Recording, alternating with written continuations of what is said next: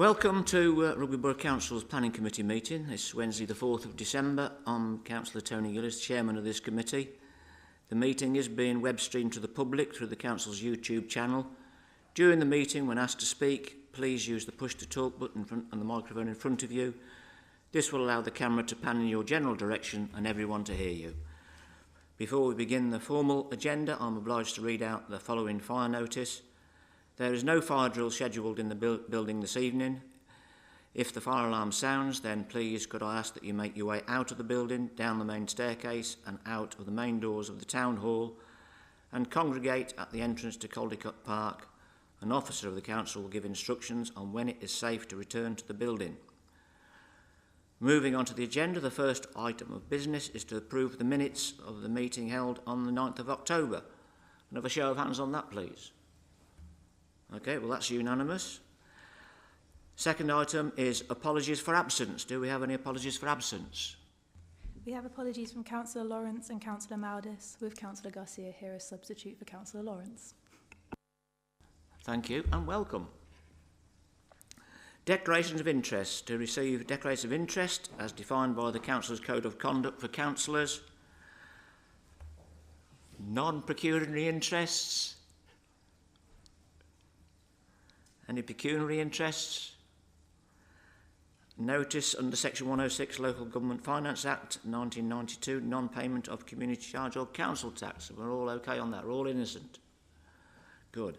In that case, we'll move on to item 4 of the agenda, which is applications for consideration. And of course, item number 1, which is reference R23-1194, the old telephone exchange, Coventry Road, Paleton. The application has been deferred to enable officers to seek further legal advice prior to its determination. So we'll move on to item 2, which is 55 Deerings Road, Rugby, presented by Richard. Over to you, Richard. Thank you. Thank you, Chair. So the application is 55 Deerings Road within the Hillmorton area of Rugby for the proposed widening of a drop curb and the widening and resurfacing of an existing driveway. It's been brought to Planning Committee because the street scene team at Rugby Borough Council is acting as the applicant on behalf of the council tenant at the council property. The site location and characteristics of 55 Deerings Road is that it's a residential property on a residential street, which includes a mix of property designs. Many of them have already converted their front gardens to provide off-street parking. Number 55 is a part of a semi-detached pair of properties with an asymmetric design, particularly the projecting gable wall and a small cat side roof are more of like the defining features of the property. It's also finished with an off-white roof render. The front garden currently has a tarmacked pathway. They've partially excavated the side to make an improvised off-street parking space. So I just want to formalise through this application. So obviously you can see the site photo of the applicant's property. That's the tarmacked pathway, and this is where they've excavated to get the width for the car. And again, just a surrounding of the area.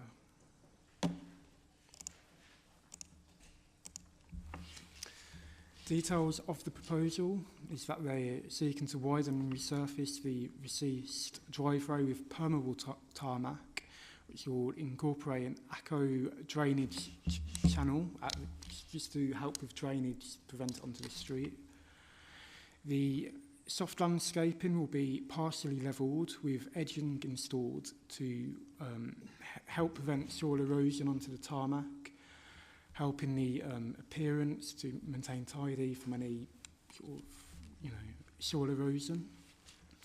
The driveway will increase from 3.7 metres to 5.8 metres wide, while the dropped curb, whilst a 2.6 metre strip of soft landscaping will remain alongside the property, which will help sort of maintain the pampas grass within the neighbour's garden. The drop curb will also be extended to match the new width of the driveway. So obviously the black part is where the pathway is with the excavated bit, and the red section illustrates where they're going to widen it with the new tarmac driveway. There you have the drop curb shown for the applicant's property, with the red bit showing where it's going to be widened. In regards to the consultation responses, Warwickshire County Highways have no objections subject to the conditions and notes being inserted, which can be viewed on the draft decision notice. Environmental Health have been consulted, who have no objections subject to the informatives, again on the draft decision notice. All councillors and the side and front adjoining neighbours have additionally been consulted without response. The principle of development is that policy GP1 of the local plan and section 2 of the National Planning Policy Framework supports sustainable development focusing on economic, social and environmental improvements.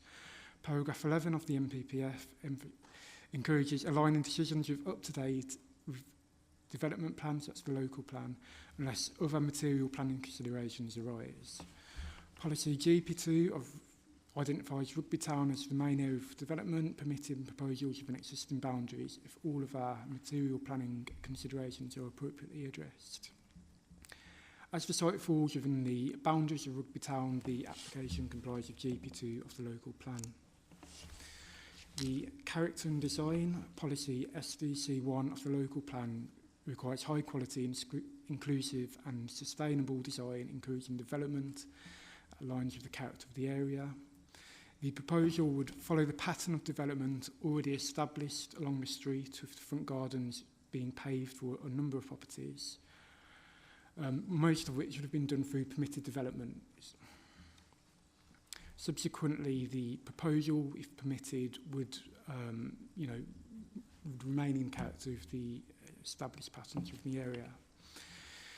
Edging would be installed around the landscaped area to prevent soil erosion, and aqua drainage to prevent drainage onto the street, preventing any damage to the public road, and again helping with the tarmac maintaining a presentable appearance for the lifespan of the development.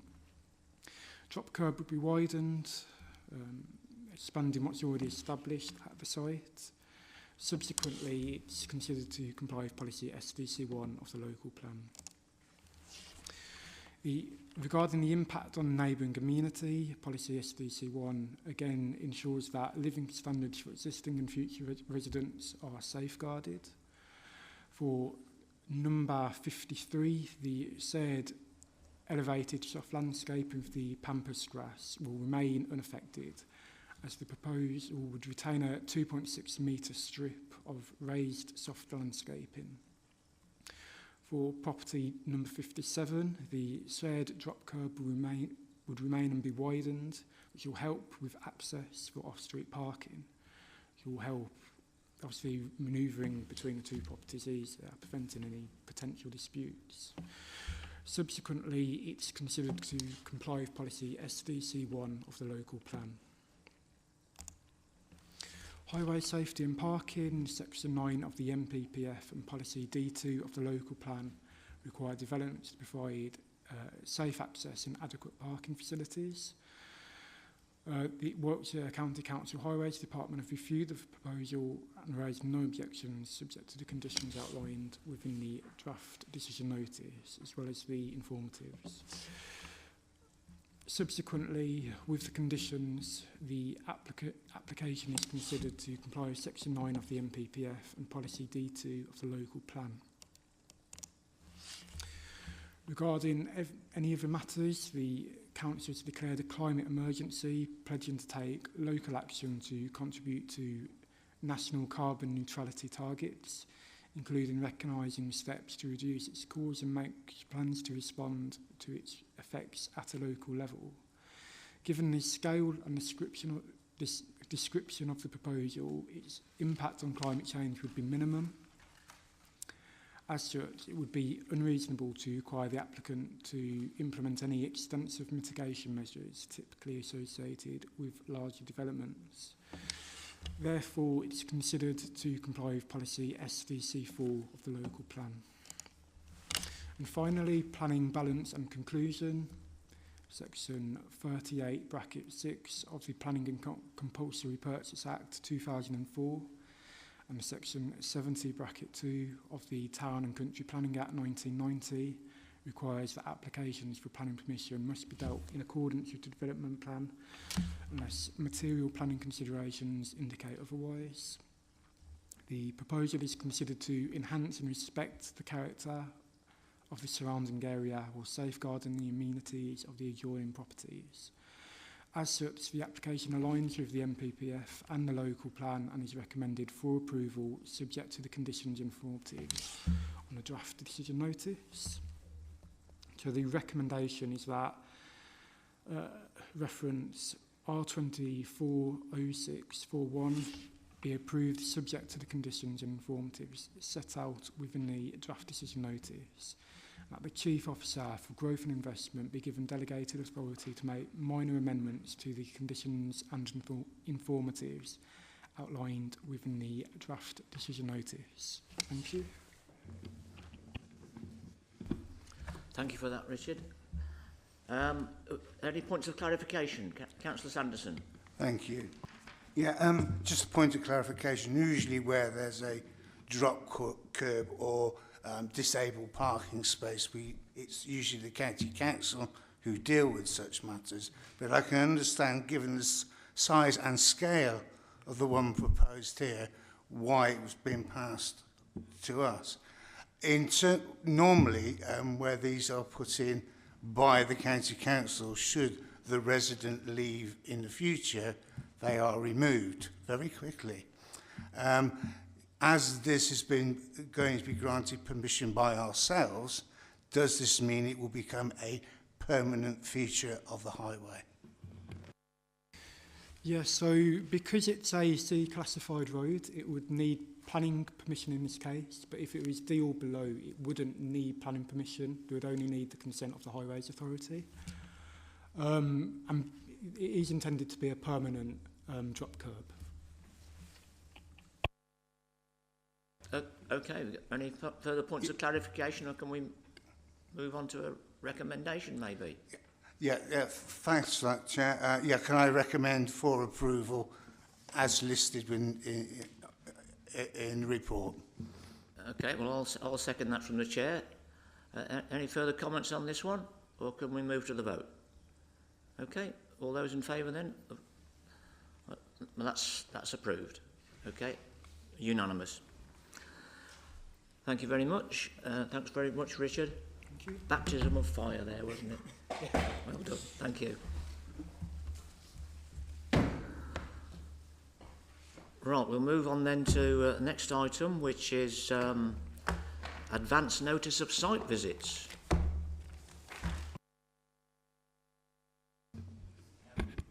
Councillor Sanderson. Thank you, Chair. Eastlands councillors have put in a request for a call-in and site visit at the former gym club on Lower Hill Morton Road. Primary reason for the call-in is highways, on the basis they want to relocate the access road from the front of the site to Caldecott Place, which is a small cul-de-sac at the rear of the site. There are also significant concerns regarding water runoff from the car parking hitting onto the Great Central Walk, which is, as you will probably know, a national cycle route, national cycle route number 41. And where there has been development nearby along that route, we have had subsequent flooding and cost implications for the council thereafter. Thanks for that. I'm very, very familiar with that area down there because I used to go to college there when it was when it was a college and the steam trains were running down the track. But yes, are we all happy with a site visit to that location? Okay, can we have a show of hands on that? Okay, well that's unanimous again, so okay with that, Richard? Yeah, no, that's fine. We've had the request through formally from Councillor Sanderson. Just for the purposes of the minutes, the reference number is R24/0986, and that's the former gym club at Lower Hill Morton Road. Thank you, Councillor Sanderson. Thank you. In that case, then we'll move on again with Richard to the footpath diversion, R105 Coton. Thank you, Chair.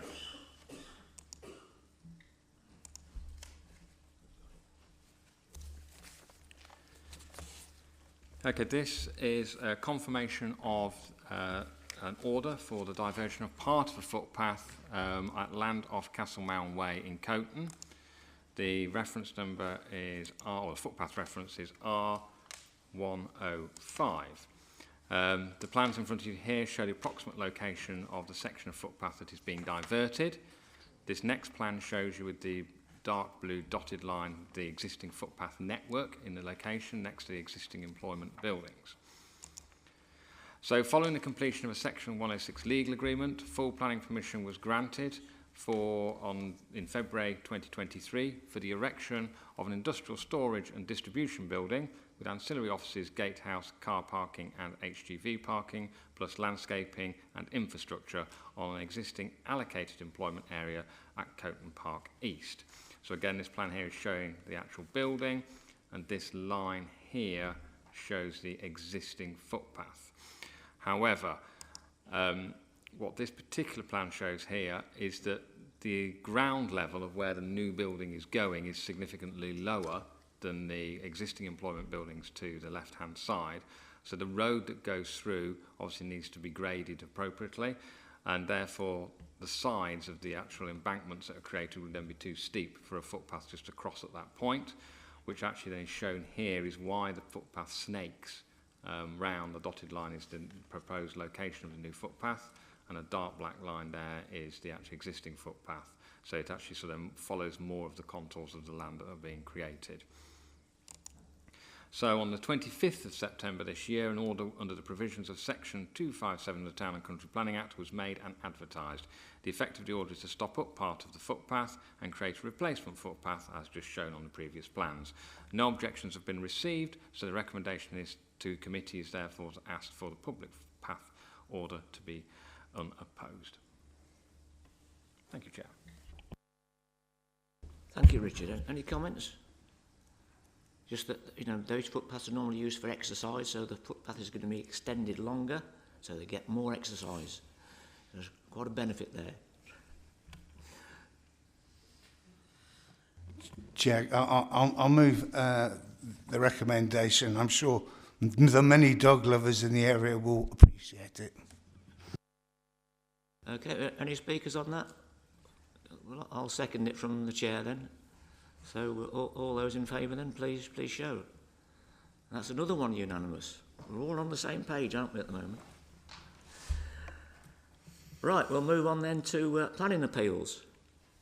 And Richard again.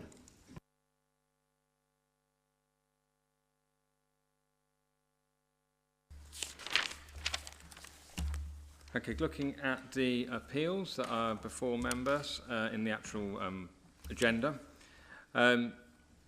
Just to run through, you'll see some decisions that we've had through. The first one there, the critical ones I'll go through, Binley Woods, the service station there, that application, members may recall, came to committee. The members chose to refuse the application, primarily on character and appearance grounds. The inspector has allowed the appeal, felt that the impact on the character and appearance of the area was acceptable. They also put in an application for costs against the council, and unfortunately Pins has found in favour of the appellant a full award of costs because the inspectorate have considered that the council unreasonably prevented and delayed the development to go ahead that should have clearly been permitted. I mean, obviously this is a stark reminder that unfortunately when sometimes applications do come to committee and are overturned by the committee, the council can be then liable for costs in such circumstances. Obviously, it is a planning judgment, particularly character and appearance, but the obviously inspector felt that it complied with all our policies and should have been approved. So we don't know the extent of those costs. They haven't been submitted to us yet. The next one there of significance is Moat Farm Drive, a storage building. That was permitted, and again, the inspector felt that the impact on the landscape, particularly the Rainsbrook Valley, wasn't incongruous, although we as officers thought it was, and obviously councillors did. In terms of the costs application, that wasn't allowed. The inspector said that whilst the council had a different view with regard to the impact on landscape, it's a planning judgment, and we hadn't been unreasonable, so no costs were awarded against the council. The other one of note is Lutterworth Road, Pelton. That was a house that's also been allowed. Again, character and appearance, but also highway safety. I think we had concerns, but the inspectorate didn't. They thought it was an acceptable relationship. And then the final one of note was Millfield, Wolvie. This was change of use for building to ancillary bedroom accommodation. Pins felt it had was appropriate development in the Greenbelt. We don't really have specific policies on annexes, but the impact on the landscape and neighbours was deemed to be acceptable by the inspectorate, and the inspector felt it wasn't tantamount to a new dwelling because it was quite a large building. Unfortunately, again, an application for costs came forward, and the inspectorate found in favour of the appellant and has awarded costs against the council. They felt that, again, it wasn't tantamount to a new dwelling, so it should have been permitted. At the moment, we are currently discussing with our legal and finance team the cost application that they've put forward, and that hasn't been finalised yet, because any application of costs that come in, we will then scrutinise that, because they can only claim costs that have been incurred as part of the actual appeal process, not the actual application process. So we're currently going through that.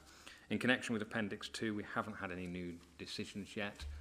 So all those other appeals are still pending, both planning and enforcement. Thank you, Chair, but happy to take any questions. Anybody got any questions on that? There must be something. Since we've lost the number on appeal with costs, have you any indication of what those costs are what's likely to be incurred by the local authority? Unfortunately, it's a bit difficult to tell. Often when people do put applications for costs, they do employ experts, agents to obviously defend their case. Obviously, they often charge several £100s an hour potentially. So, I think in potentially the Binley Woods one, that may run into 5 figures. The sort of cost implications there. I mean, the last one, I don't know if members recall, I think where we had award of costs was for the former allotment site at Woolston, and I know that figure was over sort of £40,000, I think the final figure. That was obviously, that involved lots of consultants who were involved in that, so wouldn't think it's in the remit, these will be in the remit of that, but it's to give members an idea and flavour that consultancy costs, you don't get probably a lot of change out of about £10,000, unfortunately, so it'll depend how much involvement they will, but we will go through, scrutinise those costs when they come through and make sure that we feel they are justified. But obviously it is, when you're employing experts to represent the appellants, it can be quite costly. Any further comments from anybody? Okay with that? Because you never know, sometime in the future, we might end up with a situation where local communities will be making decisions on behalf of those local communities. It might just work. Or, yeah. Okay, in that case, then we'll move on to the next item on the agenda, which is the longest item on the agenda, which is delegated decisions. Noted, Chair. In that case, then, that draws this long meeting to a close. I thank you all for coming along. We have got another meeting coming up, which will probably be a little bit more contentious in December. So, we'll wait and see on that one. But have a good evening, everybody, and thank you for attending. Thank you.